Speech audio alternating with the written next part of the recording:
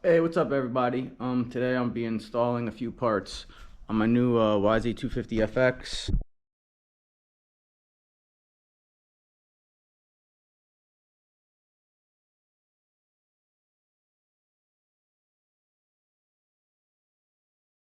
Alright, got the frame guards on to protect us. Very simple job.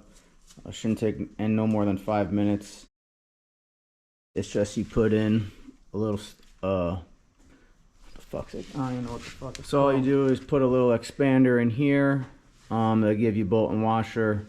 The expanders are two different sizes, same as the bolt and washer. One goes on this rear brake side, other side shifter side. Couple tie wraps. Next stop, good to go. Putting on the hand guards. All right, so these hand guards are the Handguard X Ultimates by Acerbis. Personally, I think these are my favorite hand guards brand to buy. I have them on every bike that I own here, all different styles.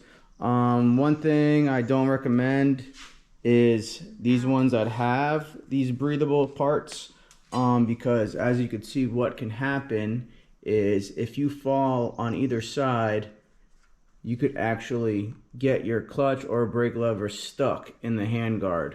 That actually happened to Aris in a race, and it took him a while to pry it out. Now I'll run full closed ones, and with these X Ultimates, they do have breathable holes. So if someone who likes to have that airflow to their hands, I personally don't feel that. Probably because I'm not going fast enough. But anyway, you could put in these little black inserts. They comes with 8 little screws, and that's how they'll look when they're all screwed in. Okay, so I'm trying to fit the bracket on, and what I notice is this map switch button is kind of in the way. So I'm just gonna mount this map switch button and place it over here in order to slide this mount on. So me and Aris were just discussing the placement. I like to have my starter on clutch side just because I do hair scrambles and we do a Le Mans start, so I want to grab the bike with my left hand and start it. But anyway, you just want to make sure that none of the cables are being pinched when you put this bracket on. So I detached this one and I'm going to run it underneath the guard, and then I'll seal it back up here with the Yamaha little tie wrap that they give us. So bracket is going to get secured with 2 of the medium sized bolts. Just place this on how it is, put this bracket on the other side and bolt it on up. That's what we're going to do now. Alright, this is supposed to be a how-to video, so therefore this is a how not to. Anyway, you're going to need a 5 Allen key, but this is actually the wrong way. This is going to get flipped. So yeah, the how-to fucking thing that they gave you clearly shows to put it underneath, but it definitely does not go underneath the bracket. Here, Ash, hold it. The bracket is going to go over top. It's going to connect just like this. So we're going to do that now. Alright, mount is on. One thing I suggest is making sure you have the bracket inside of the clutch adjustment tool. Second, you have a little bit of play of exactly where you want your hand guard. If you look closely, there's a little slide, so you could either mount them here, or if you want them outside, you could have that much space outside. I'm gonna opt to keep them in. I think that gives the most coverage. So to secure the handguard, you're gonna use the 2 small bolts and the little hats that they give you. Alright, we're all done with the clutch slide. Plenty of space for my hand. Plenty of space for my starter cable. Like I said, I moved my map switch on this side of the bracket. Resealed it there. Plenty of space and coverage over the whole clutch cable. Now we're going to do the front brake side. Alright, hand guards are on. This side was pretty straightforward, just like the other side. Only thing is, again, I had to take off my shutoff switch and just reattach it so you don't get your cable pinched. Pieces that are going to be left after mounting the handguards, you get 4 nice long bolts. These 4 bolts are only used if you have twin wall handlebars. We're going to move on to installing the radiator.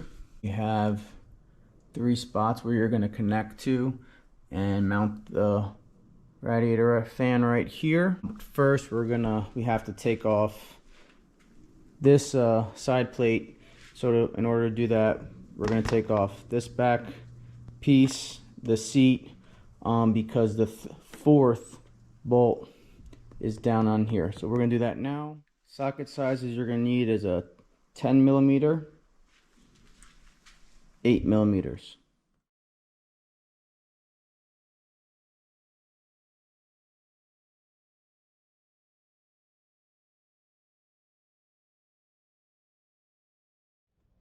Alright, so I have the seat off just to get to this one that's mounted on top of the tank.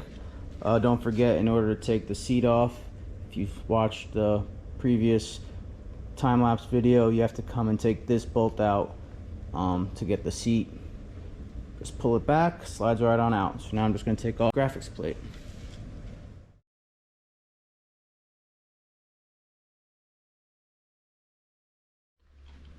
Alright, so this is all the hardware it comes with. You got your fan, you got your clips, you got your screws, and the little baggies with the numbers just in case you happen to misplace them. That's pretty cool. Next step is to take these 3 little brackets and clip them on. Again, the 3 spots are 1, 2, 3.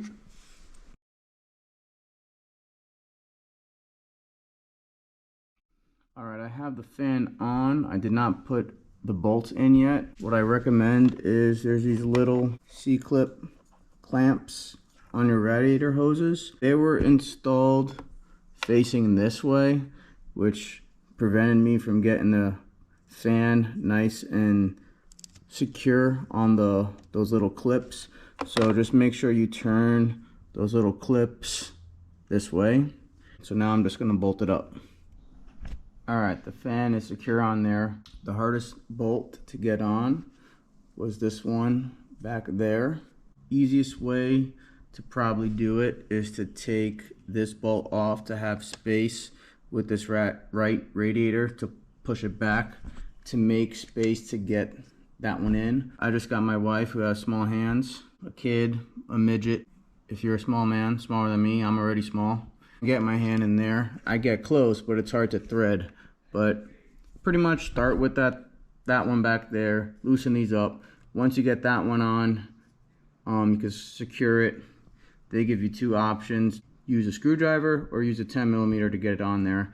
As you see, mine on there crazy tight, which is good. And the next step is to get the dummy plug off of here. The way I did that was we just use 2 pliers. I'll show you how I did it. I grabbed from up top with one and pressed the middle one with the other from this way and pulled right out. So as the directions state, they want you to route this cable behind the radiator hose, behind the frame. You're going to come up over top like so. Alright, up and over. Boom. It is clicked in. It is secure. Plug and play, baby. I'm just got to put the all the side pieces back on. Number plate, seat, air filter cover, and we'll be good to go.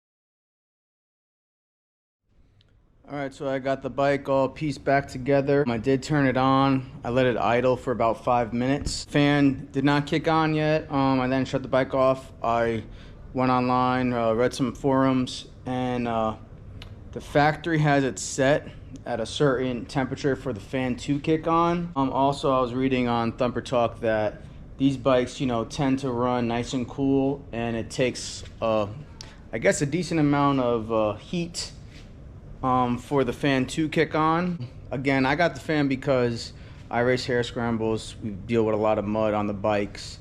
I also live in Florida. Summer's approaching, so it's just peace of mind of having this fan on the bike. It really doesn't add much weight to it either. Probably weighs a pound, if that. Ain't a big deal. I'm no professional. But yeah, that's how it looks when it's installed, and that's it.